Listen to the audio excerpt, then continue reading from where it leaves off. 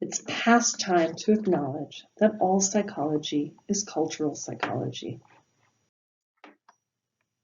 We're all born into culture, enveloped in its nested folds, punctuations in a flow of cultural evolution that precedes us, in some cases so long ago that it's been coded into our very biology. The exclamation points of our very arrival are encultured. Hospital rooms for me, but not for my father, born in the 1940s in Nagpur, India.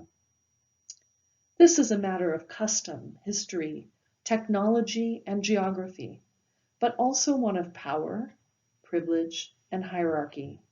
It is a matter of culture. Within culture, we grow up, often treading paths well worn by others.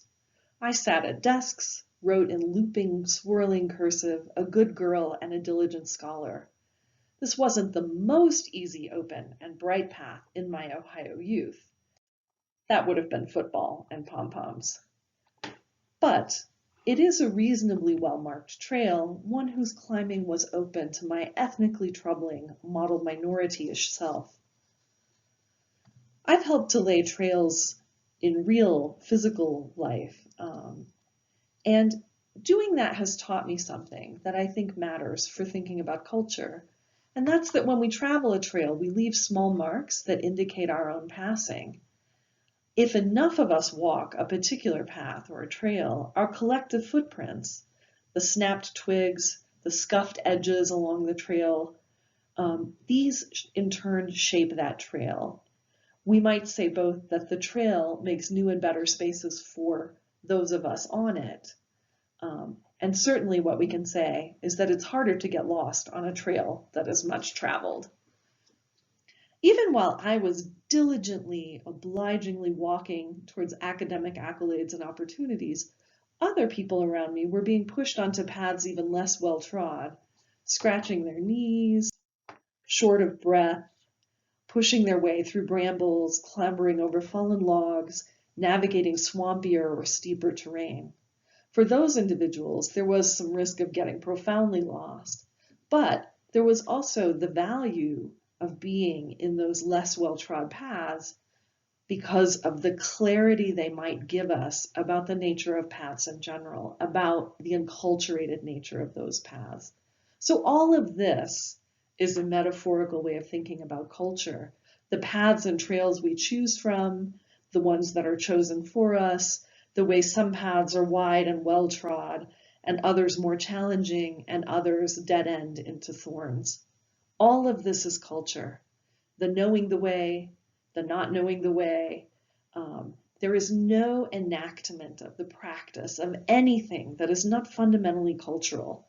No person is separate from the culture within which the paths and the non-paths exist, are made, are remade, are given meaning. There is no personality that is not within culture. So bringing culture into personality science to me means more than simply looking at personality in different cultures and subcultures, using different frameworks for that endeavor. Instead, it might mean we have to examine our own practices as cultural, that we have to get a little bit lost by allowing ourselves to think about whether the path we're on, the path well trod, is the only path, and indeed, why this path is so well trod in the first place. When we measure personality traits, our participants choose from numbers on scales in ways that are actually deeply embedded within both our small cultural niche of personality psychology or social sciences, but also the cultural niche that is inhabited by our participants. What does compared to most people mean, after all, if not a judgment based on an individual within a culture? What does a judgment of frequency mean, if not based on some sort of tacit set of social comparisons? Not to mention what it means to choose a number to represent my proclivity for anxiety, my sensibility around risk, the translation of a lifetime of experiences and meanings and choices into a digit requires some dim, long internalized grasp of number lines and quantities. So one might say this is our practice. This is how we do the thing we call assessment. This is our cultural ritual. And when we do it, we find meaning in it. We find meaningful relationships between different sets of these kinds of numbers, or between these numbers and the things that the people who've given us the numbers do in the world. And those meaningful relationships must surely indicate that we are grasping at some deeper truth. Well, there is a scholarly literature about the circling of numbers ritual and why it works and the ways in which it can be relied upon or not, and I'm not going to point us towards that, although I think a reading of that literature could be instructive. Rather, I want to just think about something different, and I want to think about an example of a recent paper. So, Lawson and colleagues recently published a paper about the structure and the predictive validity of a temperament measure in a sample of Mexican origin adolescents living in Northern California. And one of the things that they note in their results is that the structure that they expected failed to replicate. So I want to begin by saying this is an excellent paper within our academic personality psychology culture. It's carefully done methodologically. There are bilingual interviewers. Participants engage in the language of their choice. There are sophisticated statistical approaches, and there are nuanced interpretations of the findings in which those structural properties of the temperament measure don't replicate. And other predictive relationships actually did replicate. The authors, I think, are walking a challenging but well-marked path in their work. They know the path they need to follow to do the work correctly. They certainly are not lost.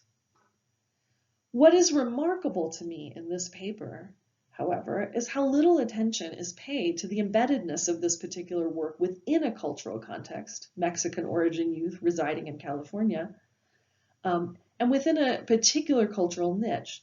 Now, the authors acknowledge the distinctive ethnicity and economic status of these youth. In that distinctiveness and in the lack of structural replication, I think is an invitation to get a little lost. And it's one that I don't think the authors took up, at least not in their paper. So in the paper, the issue of culture comes up only obliquely, in that one explanation for generalizability failures from the author's standpoint is something they term acquiescence bias. This is a tendency for participants circling numbers to simply agree to statements without regard for the content of the statements.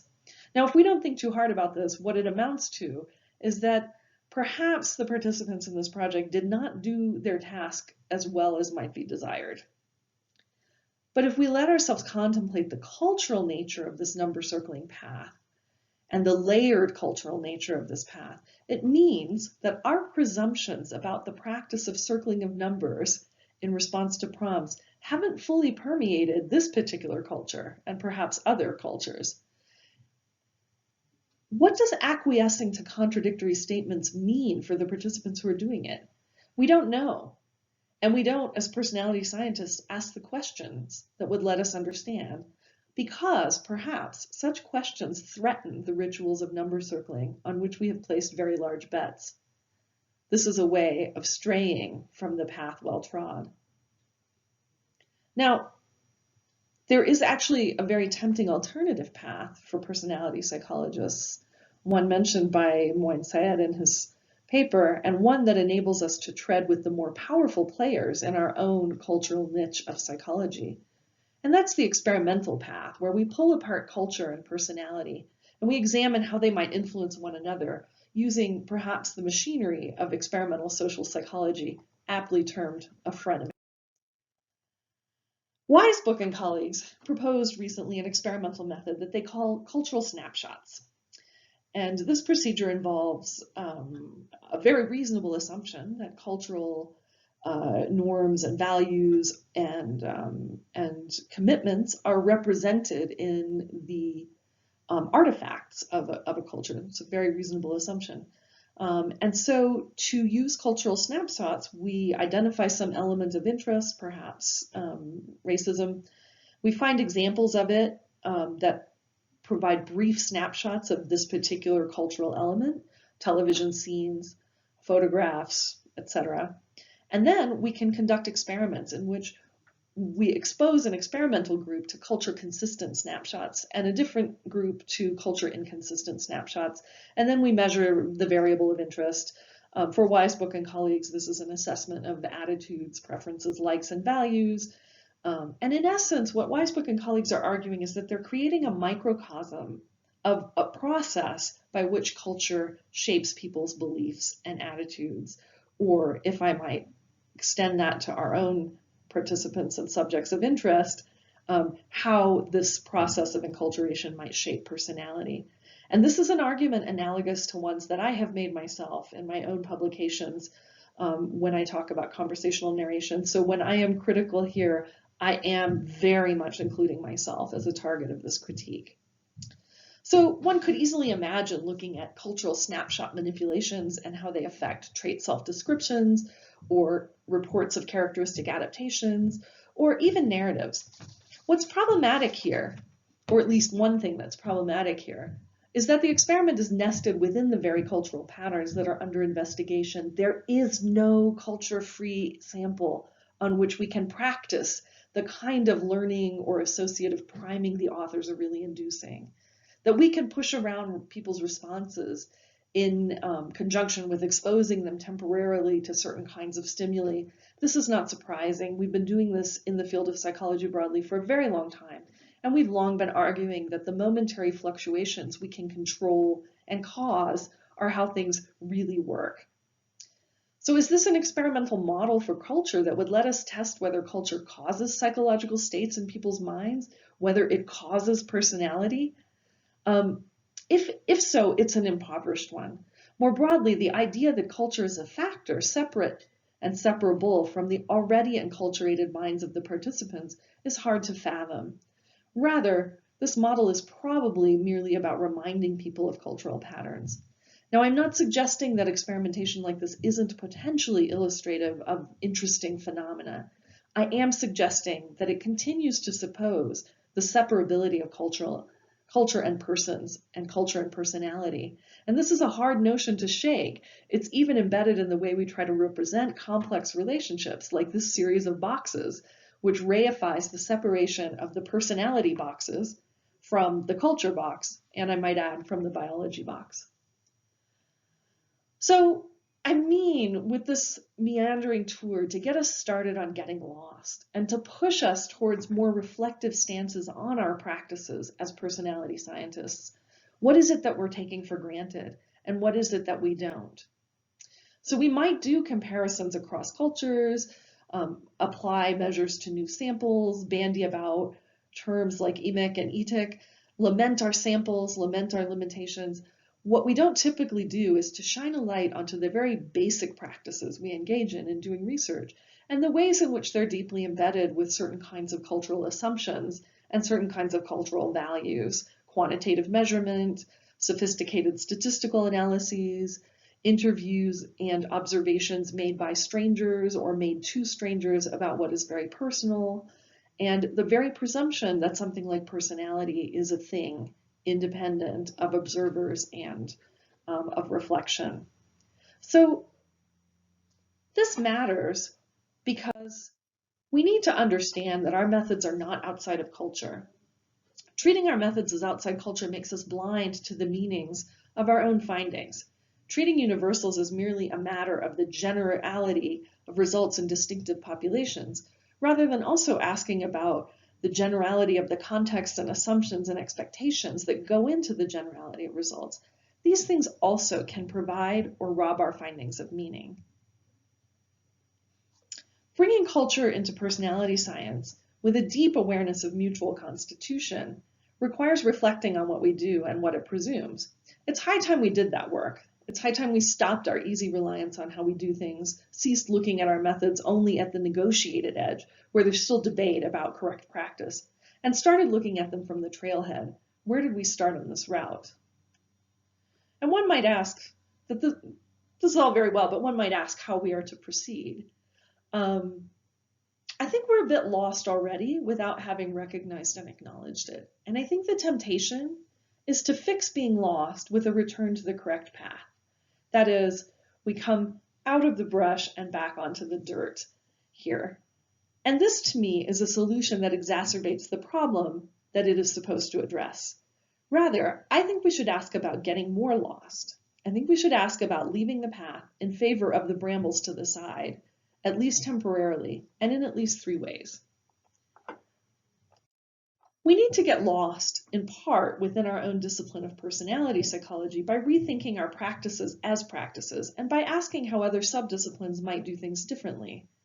Developmental psychology is promising here because it illustrates some really important potential directions. So for one, we know so much more about how children think because Piaget didn't merely note that they got things wrong. He also sought to use methods and interviews and qualitative approaches to understand why and how they got to the wrong answers. Developmental psychology has a long history of grappling with central indicators that aren't manipulable, and it has a foundation in close and clever observations of the behaviors, thoughts, and responses of infants and children who can't verbalize. It also has a strong sense in the work of Yuri Bronfenbrenner and others of how to think about the nested and complicated contexts in which the developing person is enveloped, shaped, and also exerts their own influences. I think we also might consider getting lost a little bit outside the discipline of psychology. There are other sciences that are better versed in describing some of the facets of this thing we call culture. Obviously, anthropology, sociology, and our sister social sciences belong to that group. There are also historians, literary theorists, and other humanities disciplines that have a great deal to say about culture and how to think about it. And comparative biology may also offer us insights about who we are in our very infinite variety. So seeking to explore this other terrain, at the risk of getting lost, might enable us to do transdisciplinary science that more properly wrestles with the mutual constitution of personality and culture. Finally, we might examine poking around at non-academic paths. So I'm going to leave you with a story. In my administrative hat, and in the aftermath of the racial reckoning sparked by the murder of George Floyd, our honors college partnered with a pair of local community activists, one of whom, Frankie Baines, was facilitating conversations around race within the Salt Lake community, and the other, Esther Moreno, who works with the People's Energy Project on climate solutions and also on structural racism. So we partnered with Esther and Frankie and sponsored a group of our students to work with them to learn how to build and sustain groups that advocated for racial justice and to learn how to convene conversations around complicated, divisive, and conflict-laden issues. So by invitation, I sat in on one of their meetings with the students, and I didn't know what to expect, but the main topic of the meeting was actually how to build culture from the ground up within the group. And the students were being taught how to do this via rituals, via the sharing of music and memes and experience, uplifting news and ideas. And this was being taught to them both through didactics, but also through experiential engagement, as Frankie and Esther scaffolded, in the words of developmental psychology, the students' use of, building of, and maintenance of culture. And this experience was, for me, a profound reminder that even as culture shapes us, even as, in this case, the abuses of state power recorded live pushed our students into shock and to action, we in turn build, shape, maintain, and change culture. Culture and persons and culture and personalities are mutually constitutive. And I think if we can properly visualize mutual constitution, we might find new paths. All that getting lost can help us with seeing the ways that the arrows are double-headed, or that perhaps we're bustling up against an enveloping space and changing it from within. Getting lost is going to help us, I think, see the paths we have chosen more clearly and identify paths we may have ignored that could go to fruitful destinations. It is scary to think about our practices as cultural practices. We have a lot of investments, as do members of any culture, in thinking of our culture as the way things are, a kind of naive realism, to borrow a useful insight from our frenemies, the social psychologists. So I'm going to leave us with a quote from geographer and researcher of culture, Wade Davis, who reminds us that the world in which you were born is just one model of reality. Other cultures are not failed attempts at being you. They are unique manifestations of the human spirit. Our practices as personality scientists are just one way to understand people and their infinite variety and structure. Other practices are worthy of our respect and understanding, and may enable us to look at personality with renewed richness, with both humility and insight about the fruits of our own rituals, and to truly bring culture into personality science. Thank you.